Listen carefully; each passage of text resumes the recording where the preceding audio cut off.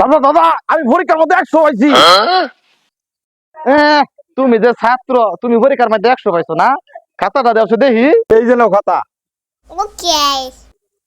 না, এটা আমার বিশ্বাস হইতেছে না। এই আমার এনো কিরম কিরম লাগতেছে।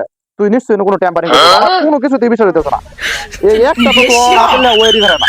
তুই বিশ্বাস করো দাদা, আমি 100তে 100 পাইছি। কারণ সত্যি কথা বলছি, আমি 100তে 100 পাইছি, তুমি বিশ্বাস করো। আহ, এটা তো আমার বিশ্বাস হইতে আছে না। ও না, তুই যদি এত জোরাজুরি করস তাহলে তো আমি কালকে স্কুলে যাই, আমি স্যারের জিগাইয়াম তুই কত পাইছস স্কুল, আসলে তুই কি আসলে 100 পাইছস না তুই কত পাইছস। এটা আমার পরীক্ষা করবার লাগে অন্তত স্কুল আমার দাওয়ানি লাগবে। আসলে দাদা একটা বুঝছো আমি বয়সী না বুঝছো, এটা বয়সী মিমে মিমে সানা যে আমি ফেল করি, ঠিক আছে? নাহলে মিম অনেক কষ্ট পায় লেগে একটা হ্যাঁ বয় দিছে দাদা। আর আমি তুমি যেটা করবা এটা আমি আগেই জানতাম।